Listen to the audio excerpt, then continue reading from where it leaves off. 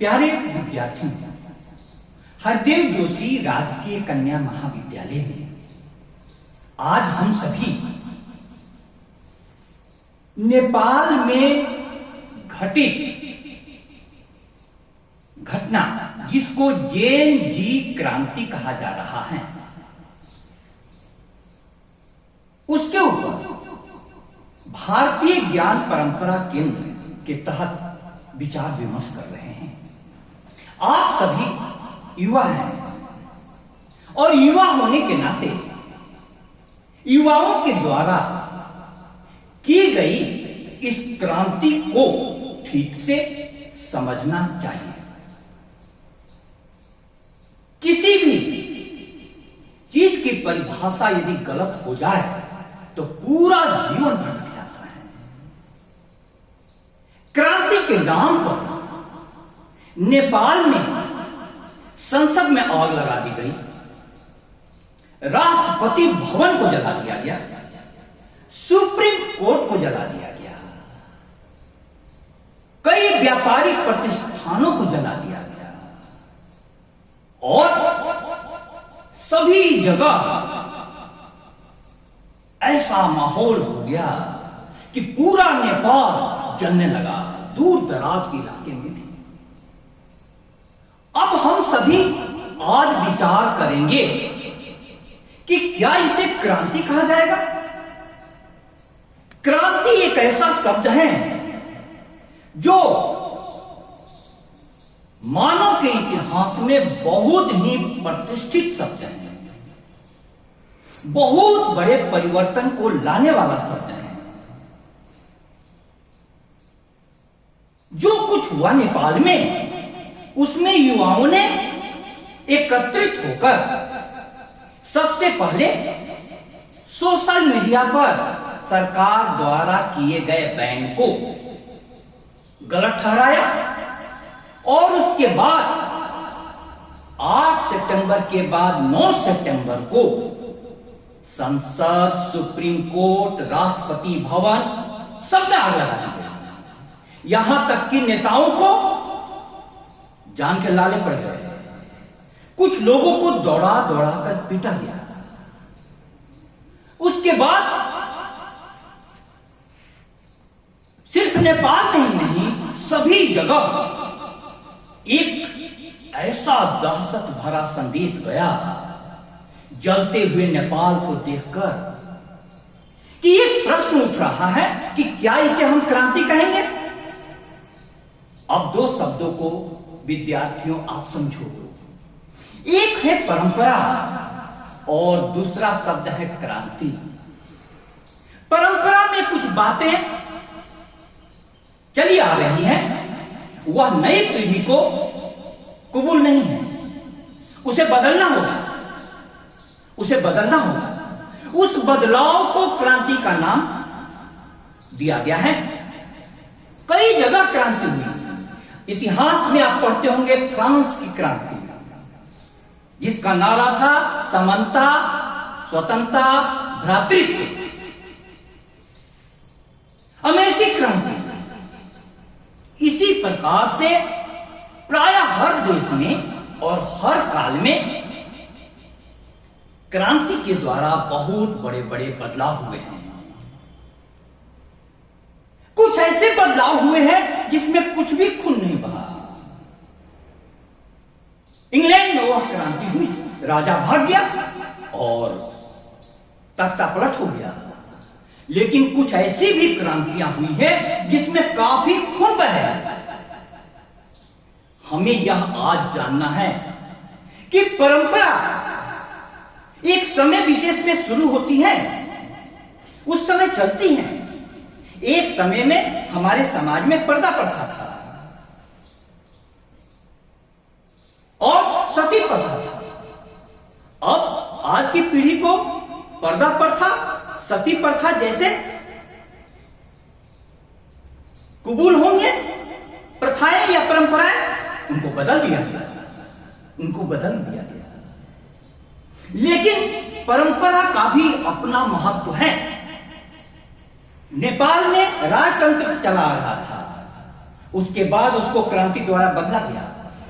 लेकिन लोकतंत्र में भी जो जनप्रतिनिधि हुए, जो पीएम हुए, जो चुने गए जनता द्वारा, वे भी भ्रष्टाचार में लिप्त थे। उनके पास अथाह संपत्ति और उनके बेटे विदेशों में और बाहर में बहुत ही विलासितापूर्ण जीवन जी रहे थे। उनकी सारी सूचनाएं सोशल मीडिया पर आ रही थी, उन युवाओं द्वारा फैलाई जा रही थी जो युवा बेरोजगार थे, जिनके पास आय के साधन नहीं थे। असमानता बढ़ती जा रही थी। एक तरफ नेताओं के बच्चों का विलासितापूर्ण जीवन, दूसरी तरफ दर दर की ठोकर खाते हुए युवा। ऐसी स्थिति में युवाओं में असंतोष सुलगता जा रहा था। नेपो किड्स, नेपो बेबी करके hashtag nepo kids, hashtag nepo baby कर करके सोशल मीडिया पर ट्रेंड चलाया गया। उसके बाद बदलाव के लिए बहुत बड़े संकेत दिए गए, आवाज उठाई गई, फिर भी सरकारों ने नहीं सुना। अब नौजवान स्कूल के बच्चे और कॉलेज के बच्चों ने मिलकर करके सोशल मीडिया पर बैन लगते ही सरकार के सामने खड़े हो गए। और सोशल मीडिया पर बैन तो उनके दबाव में हटा दिया गया, लेकिन 9 सितंबर को पूरा नेपाल जल गया। अरबों रुपए लगा करके बनाया गया सिंहद्वार संस्थान, जहां पर वहां की संसद चलती थी, राष्ट्रपति रहते थे, सारे नेतागण रहते थे, सब धुंधु कर जल गया। यहां तक कि सुप्रीम कोर्ट को भी जला दिया गया। आप लोगों को यह जानना चाहिए कि हमारे भी लोकतंत्र में शक्ति के पृथक्करण का सिद्धांत है। किसी एक व्यक्ति में सारी शक्तियां हो तो वो निरंकुश हो जाएगा, तानाशाह हो जाएगा। तो शक्तियों का बंटवारा कर दिया गया है। कार्यपालिका, विधायिका, न्यायपालिका,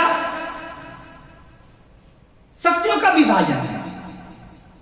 इसी प्रकार से इन सब पर निगरानी रखने के लिए सुप्रीम कोर्ट, न्यायपालिका और मीडिया है, जो कि सरकार की चलाई जा रही योजनाओं की समालोचना जनता तक पहुंचाता है। इससे पब्लिक ओपिनियन बनता है। अब हो क्या रहा था नेपाल में कि ये सारे संस्थान जिनको एक दूसरे पर नियंत्रण रखना चाहिए, निगरानी रखना चाहिए, वे सारे एक दूसरे से साठगांठ कर बैठे थे। अब युवा वहां के बाहर में नौकरी के लिए जा रहे थे और वहां पर उनके घर की स्थिति खराब होती जा रही थी। जब बहुत बड़ी असमानता हो जाती है तो समाज विद्रोह की ओर बढ़ जाता है, विद्रोह की ओर बढ़ जाता है। अब हमें यह देखना है, आप सभी को इस बात को समझना है कि यदि संसद को उन्होंने जला दिया, सुप्रीम कोर्ट को जला दिया, बड़े होटल को जला दिया, व्यापारिक प्रतिष्ठानों को जला दिया, पूरा नेपाल जल गया, तो किससे बना था? किसके पैसे से? जनता के पैसे से, टैक्स के पैसे से, अपने ही टैक्स के पैसे से। यदि हम कुछ बनाएं और हम ही आग लगा दें, इसको क्या विवेक कहा जाएगा? बुद्धिमानी कही जाएगी? एकदम नहीं। युवा का अर्थ आपको समझना होगा और क्रांति का अर्थ समझना होगा। तो आपको सबसे पहले परंपरा और क्रांति, परंपरा मैंने कहा कि सदियों से कुछ रीति रिवाज चले आ रहे हैं और समय विशेष में वे रीति रिवाज युवाओं की जिंदगी में दखल देते हैं। जैसे पर्दा प्रथा। आज यदि आप लोग को कहा जाएगा कि पर्दा कर करके आओ, मुंह ढक करके आओ, घर में रहो, मंजूर नहीं होगा और उचित भी नहीं होगा। तो पर्दा प्रथा नहीं रहा। सती प्रथा, पति के मरने के बाद स्त्रियों को जला दिया जाता था उनके साथ। आज ये किसको मंजूर होगा? आप मानवीय हैं, लेकिन इसके कारण हम क्या पूरे समाज की सारी अच्छी परंपराओं को भी छोड़ देंगे? हम अपने ही प्रतिष्ठानों में आग लगा देंगे? ऐसा होना चाहिए? एकदम नहीं होना चाहिए। परंपरा को अंधी लाठी से मत पीटो, उसमें बहुत कुछ है जो जीवन है, जीवनदायक है। जैसे भी हो, ध्वंस से बचा रखने के लायक है। कुछ अच्छी चीजें बचाई जानी चाहिए। हमारे यहां परिवार है, उसके बाद विवाह संस्था है। आज लिव इन का रिलेशन सब जगह पर चलन में आ रहा है, लेकिन विवाह संस्था को क्या छोड़ देना चाहिए? वो हमारी अच्छी परंपरा है। पानी का छिछला होकर समतल में दौड़ना एक क्रांति का काम है, किंतु घाट बांधकर पानी को गहरा बनाना यह परंपरा का काम है। परंपरा और क्रांति में संघर्ष चलने दो। आग लगी है तो सूखी टहनियों को जलने दो, किंतु जो टहनियां आज भी कच्ची और हरी हैं, उन पर तो तरस खाओ। मेरी एक बात तुम मान जाओ, परंपरा जब लुप्त हो जाती है तो लोगों की आस्था के आधार टूट जाते हैं। उखड़े हुए पेड़ों के समान वे अपनी जड़ों से छूट जाते हैं। हमको दोनों करना है, परंपरा को भी बचाना है, परंपरा में कुछ अच्छे तत्व है, और क्रांति भी करनी है, बदलाव भी करना है। तो हमारी भारतीय ज्ञान परंपरा क्रांति का मतलब मानती है कि आपकी असली क्रांति आंतरिक क्रांति है। आंतरिक क्रांति, आंतरिक क्रांति माने क्या हुआ? आप इसको समझो। परमात्मा ने हमारे हृदय में क्रोध का भाव दे रखा है तो करुणा का भी भाव दे रखा है, घृणा का भाव दे रखा है तो प्रेम का भी भाव दे रखा है। तो हमें क्रोध के भाव को करुणा में बदलना है, घृणा के भाव को प्रेम में बदलना है। क्रांति इसको कहते हैं, क्रांति इसको कहते हैं। युवावस्था में मन कितना चंचल होता है, कितनी जगह दौड़ता है, बाहर नहीं। गुरु के आश्रम में जाता है तो उसे क्या सिखाया जाता है? ध्यान लगाना, बैठना, शांत। आप लोग क्लास में बैठे हुए हैं शांति से, तो इस परंपरा को तो बचाए रखना चाहिए। तो सबसे बड़ी क्रांति कौन सी होगी? आंतरिक क्रांति, आंतरिक क्रांति, आंतरिक क्रांति। यदि नेपाल जैसा असंतोष भारत में भी है, यहां के भी युवा पेपर लीक से बार बार और भी कई प्रकार के भ्रष्टाचार से परेशान हैं, उनमें भी असंतोष है। शिक्षा व्यवस्था भी हमारी पिछले एक सप्ताह से सेकेंड ग्रेड परीक्षा में कॉलेज में क्लासेज नहीं चल रही थी। आपको भी सिलेबस पूरा होने में कठिनाई है। शिक्षा व्यवस्था में बहुत सुधार की जरूरत है, लेकिन इसका मतलब क्या? आप अपने शिक्षण संस्थान में कोई अगनी जैसी घटना करेंगे? ये तो हमारा मंदिर है, संसद हमारा मंदिर है जहां कानून बनता है। और संसद में जो जाते हैं किसके वोट से जाते हैं? आपके वोट से जाते हैं। हम लोग मतदान करते हैं, हमारे जनप्रतिनिधि हैं। हमारे जनप्रतिनिधि यदि भ्रष्टाचार में लिप्त हैं, जनता की शिकायतों पर ध्यान नहीं दे रहे हैं, कई प्रकार की अव्यवस्था देश में फैली हुई है, तो उस अव्यवस्था को मिटाने के लिए, उस भ्रष्टाचार को मिटाने के लिए रास्ता क्या है? क्या रास्ता है? जन जागरूकता। आग लगाना तो कोई रास्ता नहीं है। नेताओं की जय जयकार होती है और राजपथ पर लोग आजकल राजनीति में नेताओं के पीछे बड़ी भीड़ जुट रही है, बड़ी भीड़ जुट रही है। दूसरी तरफ क्लास में विद्यार्थियों की संख्या कम हो रही है। आप बताओ, यह क्या राष्ट्र के लिए शुभ संकेत है? क्लास में विद्यार्थियों की संख्या बढ़नी चाहिए। पहले सबसे पहला जरूरी है अच्छे नागरिक तैयार करना, उसके बाद तुम अच्छे नागरिक हो गए, तुम्हारे पास तर्क क्षमता आ गई, किसी भी समस्या को समझने की बुद्धि कौशल आ गया, तो तुम अपनी विचारधारा के अनुसार नेता को चुन सकते हो, पार्टी को चुन सकते हो। इसलिए बहुत प्यारी कविता है, आपको सुनाओ ताकि आपको सरसता के साथ इस विषय में मैं प्रवेश करा सकूं। राजपथ पर जब कभी जय घोष होता है, आदमी फुटपाथ पर बेहोश होता है। नेपाल में भी राजशाही बदली और राजनीतिक लोगों ने अपने पीछे भीड़ जुटा करके राजशाही को खत्म कर दिया। वहां लोकतंत्र आया, लोकशाही आई, लेकिन राजशाही जो काम कर रही थी, भ्रष्टाचार, जनता पर ध्यान नहीं देना, युवाओं को रोजगार के नए अवसर सृजित नहीं करना, वही काम लोकशाही करने लगी। तो फिर अंतर कहां रहा? राजपथ पर जब कभी जय घोष होता है, आदमी फुटपाथ पर बेहोश होता है। भीड़ भटके रास्तों पर दौड़ती हैं, जब सफर का रहनुमा खामोश होता है। सफर का रहनुमा कौन है आपके जीवन के सफर पर मंजिल की ओर कौन ले जाएगा? शिक्षक, शिक्षक, शिक्षक। भीड़ भटके रास्तों पर दौड़ती हैं, जब सफर का रहनुमा खामोश होता है। शिक्षकों को बोलना पड़ेगा, युवाओं से जुड़ना पड़ेगा, उनको सही रास्ता दिखाना पड़ेगा। मंत्र जपते होठ जब जलने लगे, ऋत्विजों के आचरण में दोष होता है। मंत्र किस लिए होता है? आपके जीवन को ऊंचाइयां देने के लिए। मननात् इति मंत्र, जीवन को ऊंचाइयां। लेकिन मंत्र जपने वाले के होठ ही जलने लगे, इसका मतलब मंत्र जपने वाले तन, मन और आत्मा से एक नहीं है। उनके मन, वचन और कर्म में बहुत दूरी है। मंत्र जपते होठ जब जलने लगे, ऋत्विजों के आचरण में दोष होता है।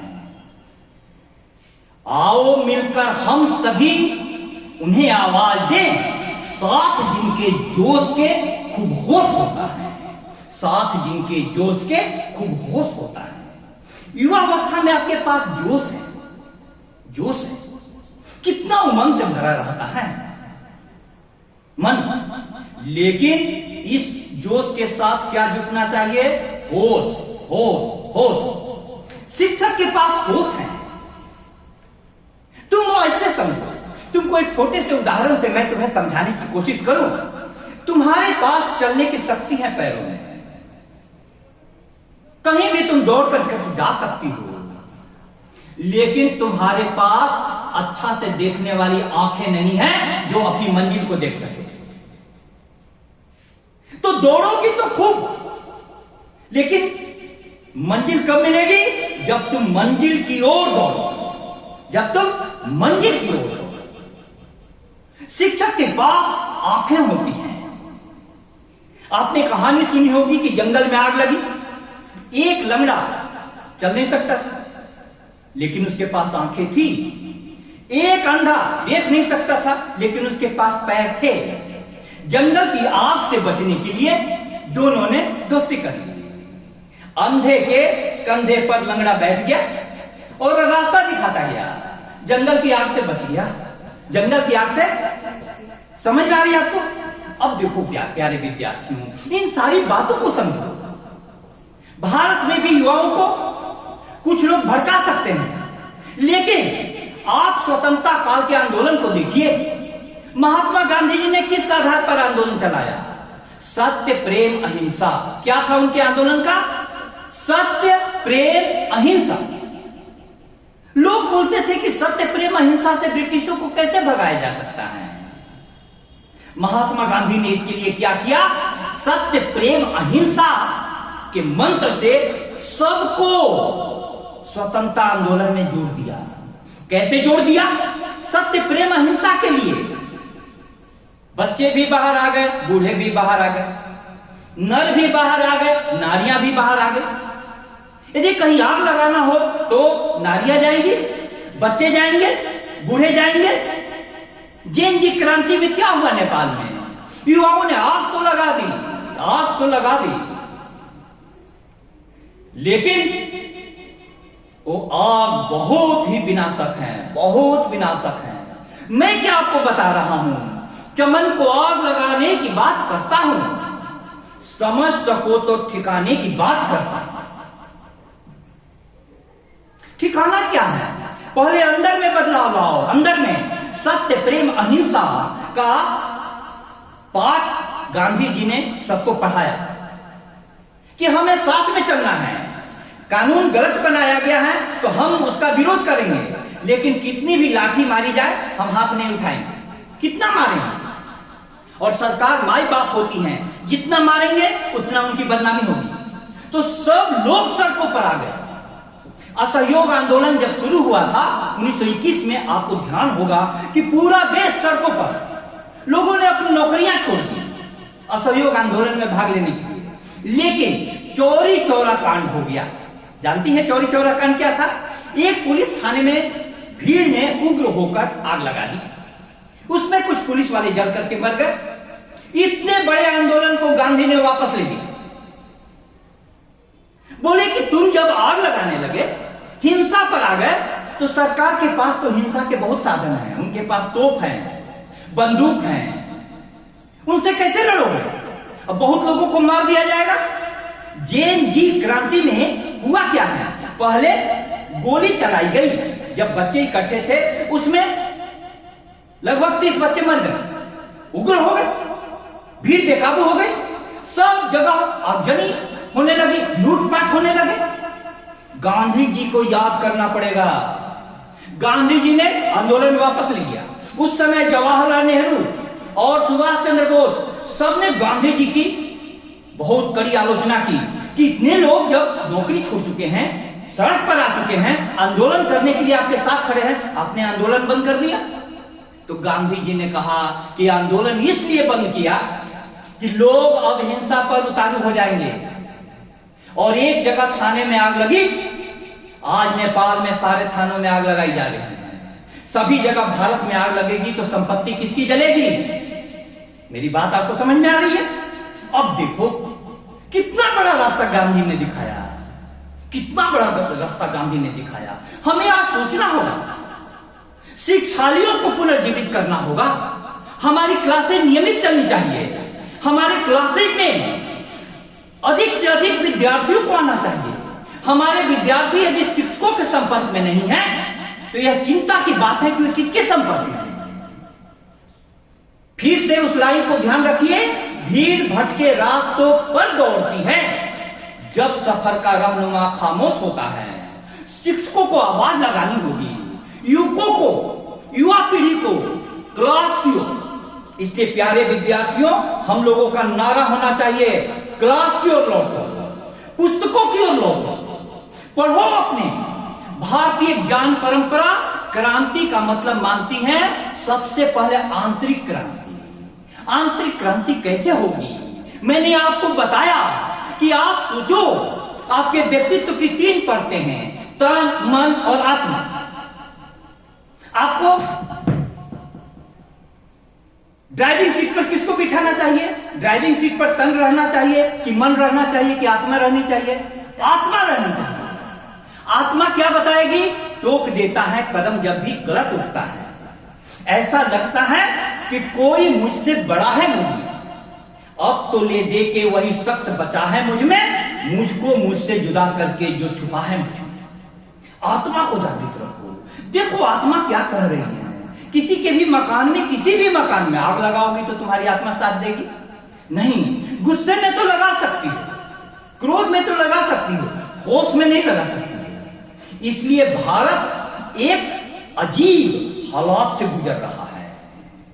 बांग्लादेश में आग लग गई, श्रीलंका में आग लग गई, तख्ता पलट हो गया, सारे नेता भाग गए, नेपाल में आग लग गई। लेकिन भारत में यह संभव नहीं है, क्योंकि भारत गांधी का देश है। भारत सबसे पहले बदलाव की आकांक्षा करता है। आकांक्षा सही है, हमारे बदलाव होने चाहिए, लेकिन विद्यार्थियों सबसे पहला बदलाव आंतरिक बदलाव होना चाहिए। आंतरिक बदलाव किससे होगा? वह शिक्षा से होगा। इसलिए मैं आगाह करना चाहता हूं कि शिक्षा के हालात को आमूलचूल रूप से बदलना पड़ेगा।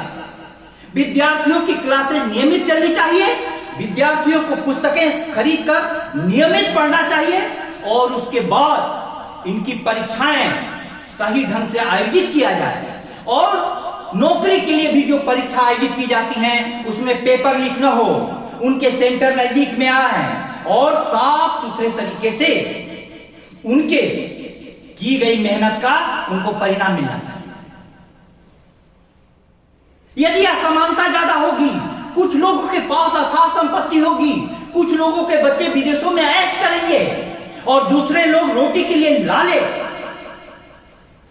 पड़े रहेंगे दूसरे जगह, तो दिनकर साहब की वो कविता याद रखना, स्वानों को मिलते दूध वस्त्र भूखे बालक कुलाते हैं, मां की छाती से लिपट ठिठुर जाड़े की रात बिताते हैं।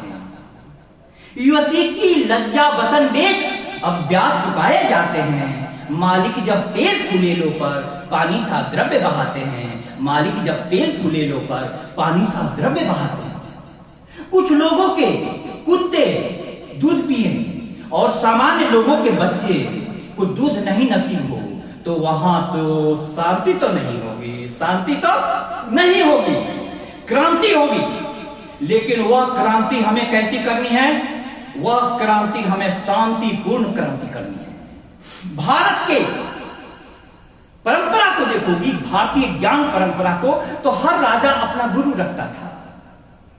राजा के पास शक्ति होती थी और गुरु के पास शांति होती थी। राजा को जब कभी भी कोई कदम उठाना होता था तो गुरु के पास पूछने जाता था, यानी शक्ति जाती थी शांति के पास पूछने।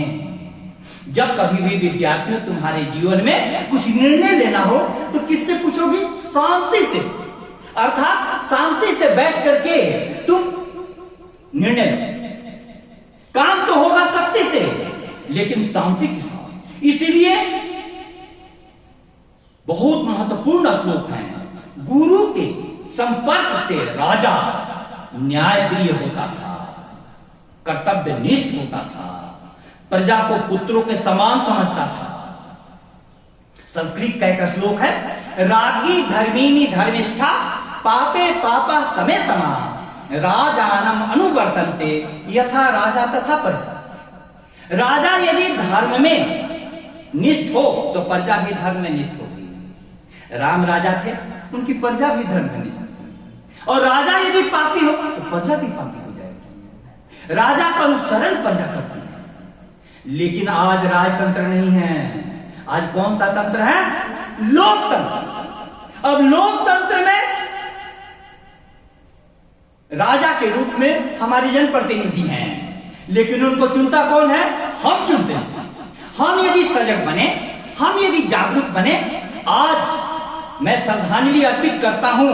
ADAR एक संस्था है, एसोसिएशन फॉर डेमोक्रेटिक रिफॉर्म्स के संस्थापक प्रोफेसर जगदीप छोकर जी का आज देहावसान हो गया। उनको मैं इस मंच से श्रद्धा सुमन अर्पित करता हूं। उनका क्या कंट्रीब्यूशन था? उन्होंने देखा कि हमारे नेता जो हैं, इनकी पूरी जानकारी हमारे वोटर को, मतदाता को होनी चाहिए, वोट देने वाले को। इन पर इनकी संपत्ति कितनी है, इनकी शिक्षा कितनी है, इन पर कितने केस लगे हुए हैं, सारी जानकारी। तो उन्होंने कोर्ट में अर्जी लगाई, उसके बाद कोर्ट ने फैसला दिया। आज हमें मालूम रहता है कि हमारे नेता की संपत्ति कितनी है, इनकी शिक्षा कितनी है, इन पर कितने केस लगे हुए हैं। बहुत बड़ा परिवर्तन उन्होंने किया। तो इस प्रकार के श्री जगदीप छोकर जी जैसे, प्रोफेसर जगदीप छोकर जी जैसे लोगों के द्वारा लोकतंत्र समृद्ध होता है। मेरे प्यारे विद्यार्थियों, मैं कहना यही चाहता हूं कि आप सभी समाचार पत्र नियमित रूप से पढ़ें। जगत में जो भी घटना घटती है उसको मैं चाहता हूं कि भारतीय ज्ञान परंपरा के आलोक में देखें। भारतीय ज्ञान परंपरा में आपसे एक प्रश्न पूछता हूं, राजा का ज्यादा मान है भारतीय ज्ञान परंपरा में कि गुरु का? जोर से बोलिए। हमेशा किसका? राजा का ज्यादा मान है कि गुरु का? गुरु का। गुरु का। हमारी संस्कृति देखो, हमारी संस्कृति ने शांति को ज्यादा महत्व दिया है। तुम्हारी शक्ति किसके लिए हो? जनता के कल्याण के लिए। बादशाहों का फकीरों से बड़ा रुतबा न था। उस समय धर्म और सियासत में कोई रिश्ता न था। शख्स वह मामूली लगता था, मगर ऐसा न था। सारी दुनिया जेब में थी, हाथ में पैसा न था। गांधी जी जब आए थे विदेशों से 1915 में भारत में, गांधी जी के पास क्या था? कुछ नहीं, लेकिन सत्याग्रह के द्वारा उन्होंने दक्षिण अफ्रीका में रंग भेद के विरुद्ध लड़ाई लड़ी थी। उस गांधी की प्रतिष्ठा भारत में ऐसी हुई कि अधनंगा फकीर ने इतना बड़ा आंदोलन खड़ा किया, दे दी हमें आजादी, बिना खड़ग बिना ढाल, साबरमती के संग तूने कर दिया कमाल। लोग कहते हैं कि सिर्फ गांधी के कारण आजादी नहीं मिली। मैं भी मानता हूं आजादी में भगत सिंह का भी योगदान है, सुखदेव राजगुरु का भी योगदान है, सुभाष चंद्र बोस का भी योगदान है, बहुत जरूरी योगदान है। लेकिन इतना तो मानना पड़ेगा कि सत्य, प्रेम, अहिंसा भारतीय संस्कृति के मूल्यों के द्वारा गांधी ने बाल से लेकर वृद्ध तक को, नर से लेकर नारी तक को भारतीय स्वतंत्रता संग्राम का सिपाही बना दिया। ये कितनी बड़ी जरूरत है। तो प्यारे विद्यार्थियों, इस अवसर पर मैं इतना ही कहना चाहता हूं कि नेपाल में घटित घटना से हम सभी सबक लें, अपने असंतोष को जाहिर करने का, प्रकट करने का, अभिव्यक्त करने का सलीका सीखें। सरकारों तक हमारी मांगे पहुंचनी चाहिए, लेकिन कभी भी अपनी संपत्ति को नुकसान पहुंचाने का, क्योंकि संपत्ति सृजन में बहुत समय लगता है और फिर उसका खामियाजा आप ही को भुगतना पड़ता है। इस अवसर पर आप सभी ने अपने विचारों के आदान प्रदान में सहयोग दिया। बहुत बहुत धन्यवाद।